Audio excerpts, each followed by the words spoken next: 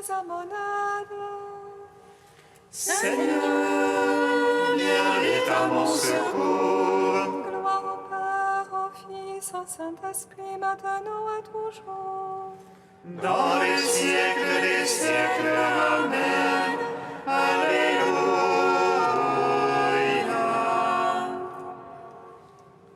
Roi du ciel consolateur, Esprit de vérité, toi qui es partout présent, toi qui emplis tout, trésor de grâce et donateur de vie, viens et demeure en nous. Purifie-nous de toute souillure et sauve nos âmes. Toi qui es bonté.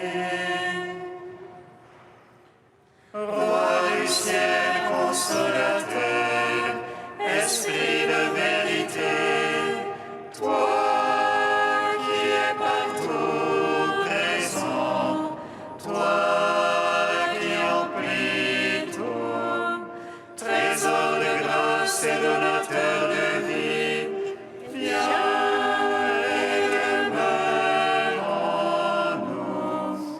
Purifie-nous de toute souillure et sauve nos âmes, toi qui es bonté. ô Seigneur, pasteur fidèle, toi qui connais tes brebis. Tu connais le prédilegue et le Père te connaît. Crée au cœur ta parole, s'ouvre et brûle par ta grâce, et s'éveille à ta présence. Bien d'autres brebis encore ne sont pas de ton bétail. Par ta mort tu les arraches aux voleurs et aux brigands. Il faut que tu les ramènes, qu'à ta voix tous se rassemblent dans l'unique amour du Père. Gloire à toi, berger fidèle, toi la porte des brebis. Tu nous conduis vers le Père pour que ta joie soit en nous. Et l'esprit que tu nous donnes vient révéler ta tendresse et célébrer ta louange. Psaume 118, strophe 11. Gloire à toi, Seigneur ressuscité, par ta lumière tu donnes la vie. Alléluia, Alléluia. Gloire à toi, Seigneur ressuscité, par ta lumière tu donnes la vie. Alléluia, Alléluia. Jusqu'au bout, mon âme ira pour ton salut. J'espère en ta parole. Jusqu'au bout, mes yeux pour ta promesse. Quand m'auras-tu consolé, rendu pareil à une outre qu'on enfume? Je n'oublie pas tes volontés, Combien seront les jours de ton serviteur? Quand jugeras-tu mes persécuteurs? Des superbes me creusent les fosses. À l'encontre de ta loi, vérité, tous tes ordres de moi. Quand le mensonge me persécute, on viendrait à bout de moi sur terre, sans que je laisse tes préceptes. Selon ton amour, vivifie-moi. Je garderai ton témoignage.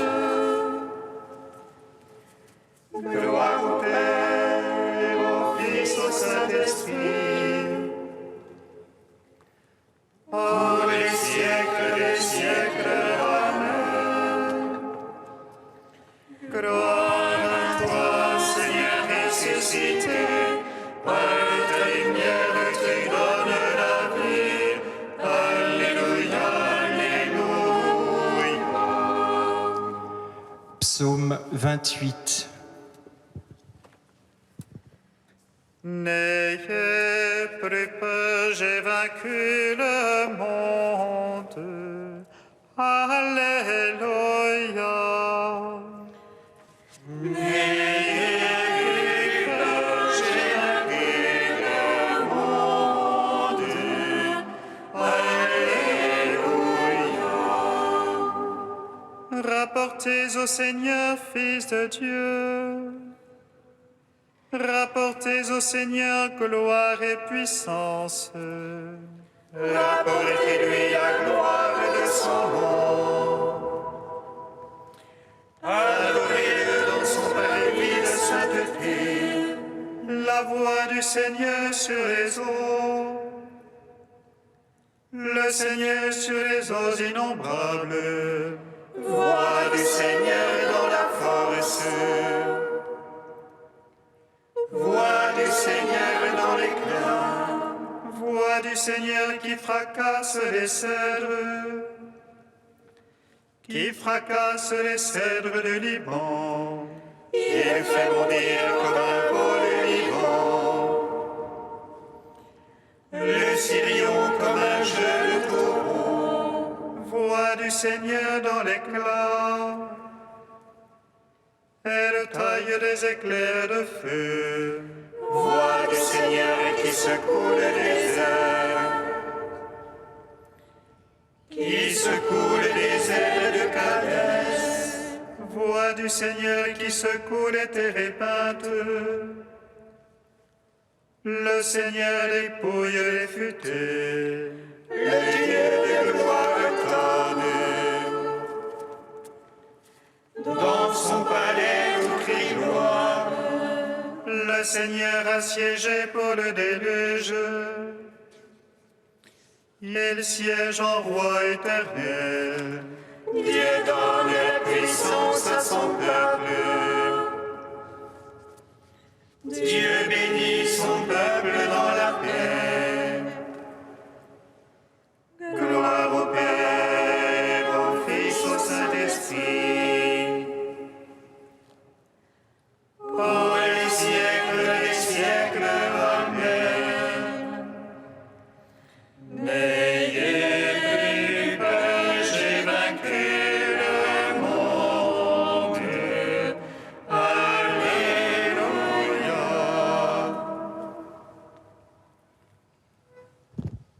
Psaume 29. Je t'exalte, Seigneur, toi qui me relèves, sans laisser mes ennemis se rire de moi. Seigneur, vers toi j'ai crié, et toi, mon Dieu, tu m'as guéri. Seigneur, tu as tiré mon âme des enfers, me ranimant d'entre ceux qui descendent à la fosse. Jouez pour le Seigneur ceux qui l'aiment, louez sa mémoire de sainteté. Sa colère est d'un instant, sa faveur pour la vie. Au soir les larmes, au matin les cris de joie. Moi je disais dans mon bonheur, rien à jamais ne m'ébranlera. À travers m'avais fixé sur de fortes montagnes, caches-tu ta face, je suis bouleversé. Vers toi, Seigneur, j'appelle, à mon Dieu, je demande pitié. Que gagnes-tu à mon sang, ma descente en la tombe? Te loue-t-elle de la poussière, annonce-t-elle ta vérité? Écoute, Seigneur, pitié pour moi, Seigneur, sois mon secours. Pour moi, tu as changé le deuil en une danse, tu dénouas mon sein qui me saignait d'allégresse. Moi aussi mon cœur te chantera sans plus se taire, Seigneur mon Dieu, je te louerai à jamais. Rendons gloire au Père Tout-Puissant, à son Fils Jésus-Christ le Seigneur. Par l'Esprit qui habite en nos cœurs, pour les siècles des siècles. Amen. N'ayez plus peur, j'ai vaincu le monde. Alléluia. Cantique d'Isaïe, page 309. Réjouissez-vous avec Jérusalem, exultez-vous tous qui l'aimez. Soyez avec elle dans l'allégresse, vous tous qui portiez son deuil. Afin que vous soyez allaités et rassasiés par son sein consolateur. Que vous buviez avec délice le lait de ses consolations. Car ainsi parle le Seigneur, je fais couler vers elle la paix comme un fleuve, et comme un torrent débordant, la gloire des nations. On vous portera sur la hanche, on vous caressera sur les genoux. Comme un fils que sa mère console, moi aussi je vous consolerai. À Jérusalem vous serez consolés, votre cœur sera dans la joie. Vos membres reprendront vigueur, et le Seigneur se fera connaître. Rendons gloire au Père Tout-Puissant, à son Fils Jésus-Christ le Seigneur. À l'Esprit qui habite en nos cœurs, pour les siècles des siècles. Amen. De Raniero Canta Messa, l'Esprit Saint, le don de Dieu. Dans l'évangile de Jean, l'Esprit Saint est appelé Paraclet. C'est l'aboutissement de tout un courant de pensée biblique. Dans l'Ancien Testament, Dieu est le grand consolateur de son peuple, comme on l'entend dans Isaïe, « Je suis celui qui te console ». Littéralement, dans le texte de la Septante, ton Paraclet, celui qui console comme une mère. Cette consolation de Dieu ou ce Dieu de la consolation s'est incarné en Jésus-Christ qui se définit en effet comme le premier consolateur ou Paraclet. L'Esprit Saint, puisqu'il continue l'œuvre du Christ et qu'il accomplit les actions communes de la Trinité, ne pouvait pas échapper lui aussi à cette définition de consolateur, de l'autre Paraclet, comme le nomme justement Jésus. Ce titre tire son origine et son importance d'une autre source encore, l'expérience de l'évangéliste et de l'Église.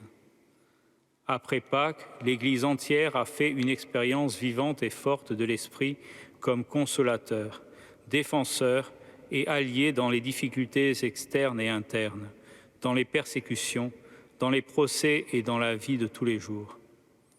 C'est l'expérience de l'Esprit Saint qui est source de sa connaissance. L'évangéliste évoque lui-même cette expérience de l'Esprit Saint comme source de sa connaissance quand il fait dire à Jésus à son sujet « Vous, vous le connaissez, parce qu'il demeure auprès de vous et qu'il est en vous. Ce qui se produit entre les disciples et l'Esprit Saint après Pâques suscite la stupeur. Il est impossible de ne pas y voir l'action puissante de Dieu. Ce que l'on savait de l'Esprit de Dieu dans l'Ancien Testament n'est absolument pas suffisant pour expliquer tout ce qui est dit de lui maintenant. À tous les niveaux, l'Église perçoit l'Esprit comme une présence, une réalité familière. Nous sommes ici face au mystère de l'Esprit. Le Paraclet fait simplement, point par point, ce que Jésus avait annoncé à son sujet.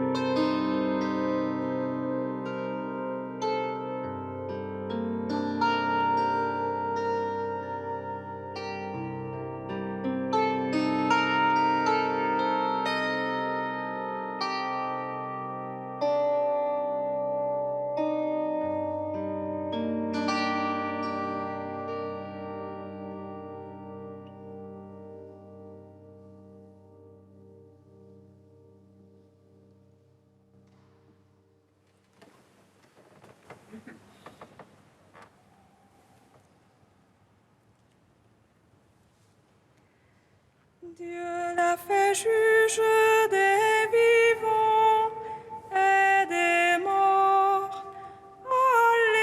Alléluia.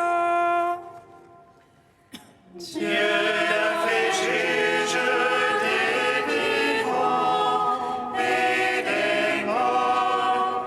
Alléluia. Ce que vous vénérez sans le connaître, voilà ce que moi je viens vous annoncer. Dieu l'a fait juge des vivants et des morts. Alléluia.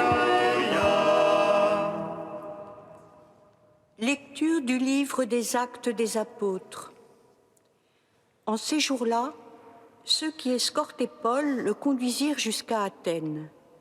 Puis ils s'en retournèrent porteurs d'un message avec l'ordre pour Silas et Timothée de rejoindre Paul le plus tôt possible.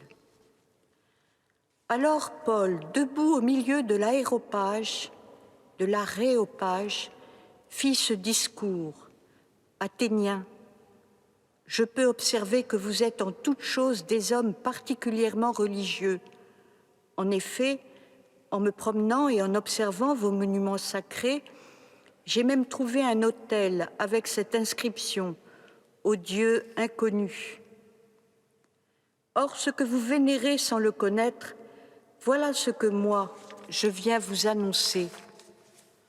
Le Dieu qui a fait le monde et tout ce qu'il contient, lui qui est Seigneur du ciel et de la terre, n'habite pas des sanctuaires faits de main d'homme. Il n'est pas non plus servi par des mains humaines, mais comme s'il avait besoin de quoi que ce soit, lui qui donne à tous la vie, le souffle et tout le nécessaire. À partir d'un seul homme, il a fait tous les peuples, pour qu'ils habitent sur toute la surface de la terre, fixant les moments de leur histoire et les limites de leur habitat. Dieu les a faits pour qu'ils le cherchent, et si possible l'atteigne et le trouve, lui qui en fait n'est pas loin de chacun de nous. Car c'est en lui que nous avons la vie, le mouvement et l'être. Ainsi l'ont également dit certains de vos poètes, nous sommes de sa descendance.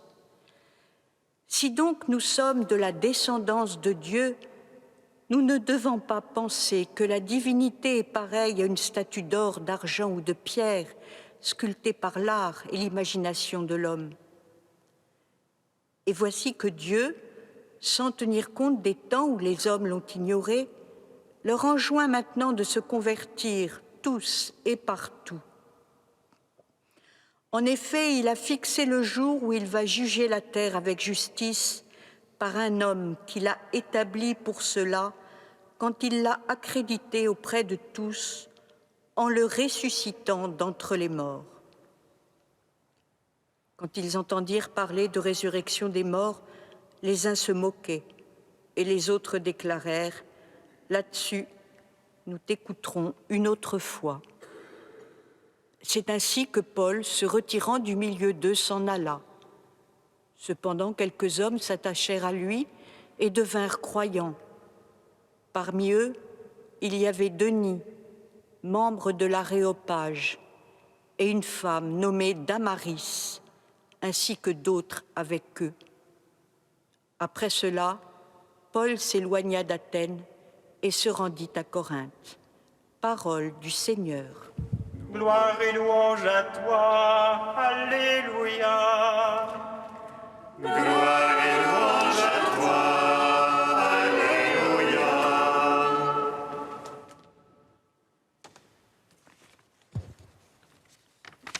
Le passage des Actes des Apôtres de ce jour nous montre Paul arrivant à Athènes et poursuivant sa mission d'évangélisation. Ce texte reste d'une très grande actualité. Reprenons-le et écoutons. Des épicuriens et des stoïciens, philosophes grecs des deux principales écoles, intrigués, amènent Paul devant l'aréopage pour l'écouter. Paul part de leur connaissance pour leur annoncer le kérygme.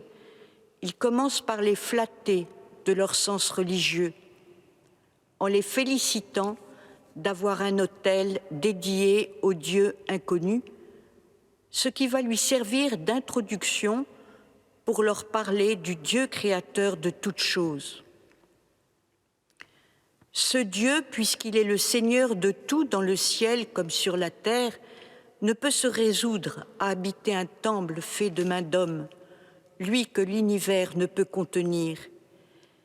Il n'a pas non plus besoin de l'homme pour être servi, puisqu'il est principe de vie et créateur de toutes choses.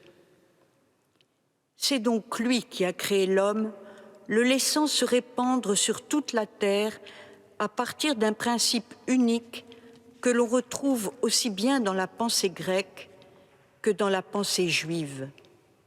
Il a ordonné les saisons, les limites du monde habitable, permis les nations avec leurs frontières, mais tout cela est pour que l'homme puisse à son tour rechercher Dieu, car sans lui, l'homme n'est rien.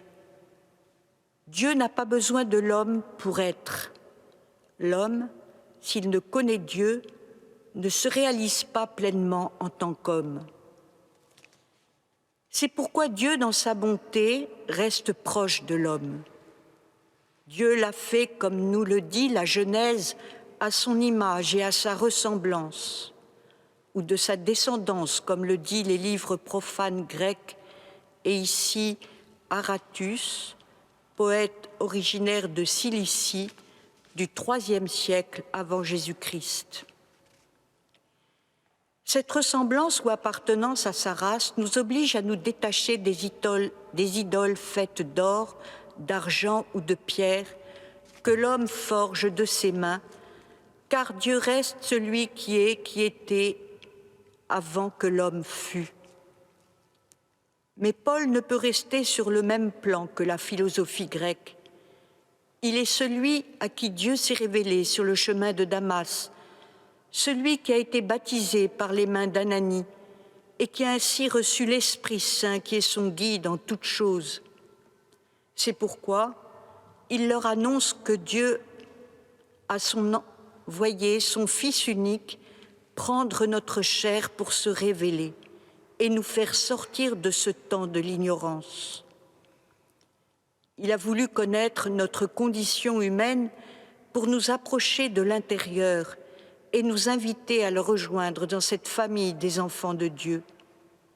Paul invite pour cela son auditoire à se convertir au Dieu unique 3 fois saint, car le jugement de Dieu se fait proche en ces temps qui sont les derniers, en ce temps de la mort et de la résurrection de son Fils qui nous offre une garantie. Cette garantie est garantie de vie éternelle, de résurrection à sa suite, de pouvoir être ce que nous sommes, des créatures faites à l'image de ce Dieu qui se donne et qui nous donne cette vie éternelle qu'il partage avec son Père. En cette veille de la fête de l'Ascension, où le Fils va rejoindre le Père au sein de la Sainte Trinité, y emportant notre humanité, nous ne pouvons que désirer ce repentir, cette conversion profonde pour accéder à lui. Nous ne pouvons que désirer que chacun de nous, membre de son corps, puisse avoir à son sein une demeure. Nous ne pouvons que désirer nous éloigner de toutes ces idoles faites de main d'homme qui nous empêchent de communier profondément avec l'esprit de vérité qui nous est promis. Parce qu'ainsi, nous suivrons la voie que le Christ a choisie pour nous, nous conduisant vers cette aube nouvelle où nous pourrons vivre avec lui, en lui et par lui, en toutes choses et à tout moment.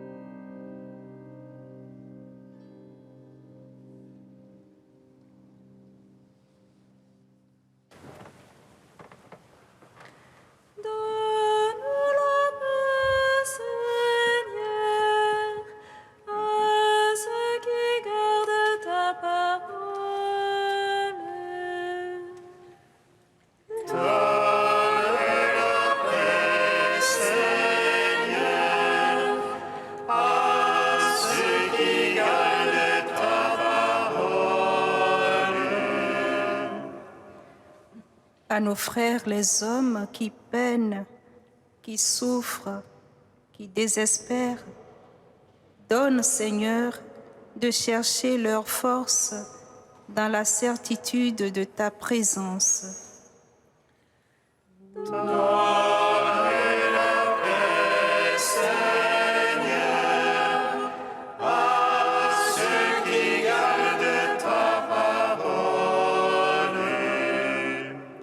À nos frères les hommes, que la violence et la haine agressent de toutes parts, donne, Seigneur, de recevoir de toi le courage de l'espérance. Donne la paix, Seigneur, à ceux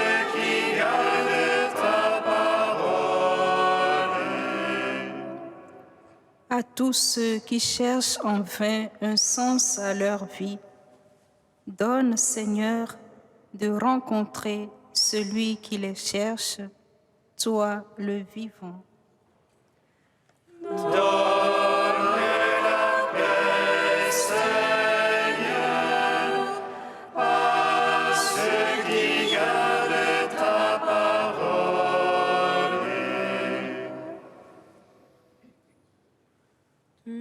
Saint Dieu, tu es saint fort, saint immortel, prends pitié de nous.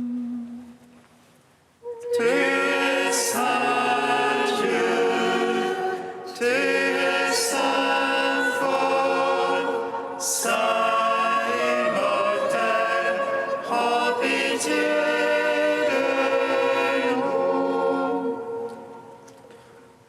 Tu es saint Dieu, tu es saint fort, saint immortel, prends pitié de nous. Gloire au Père et au Fils et au Saint-Esprit, maintenant et toujours et dans les siècles des siècles. Amen.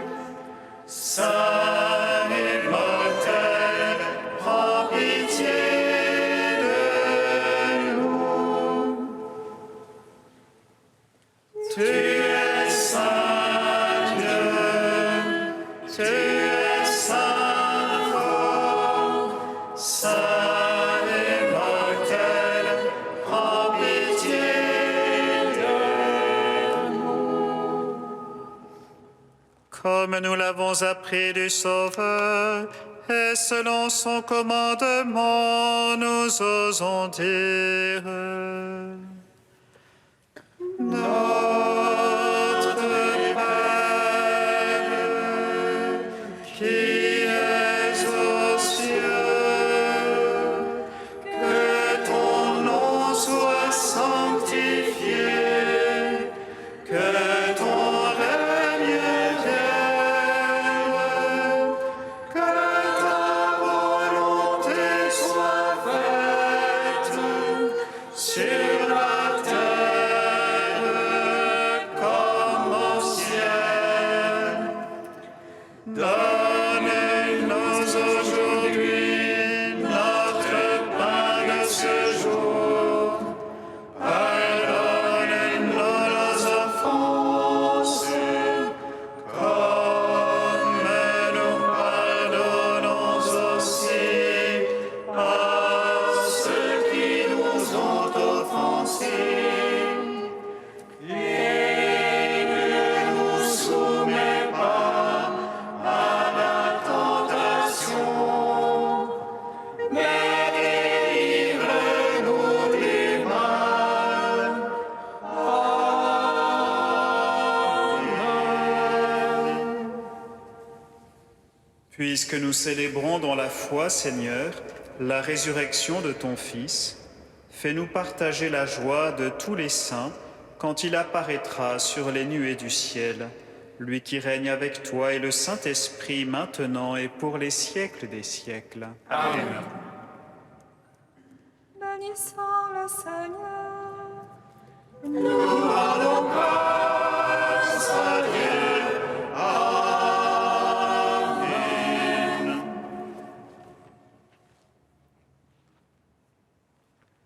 Regina Celi,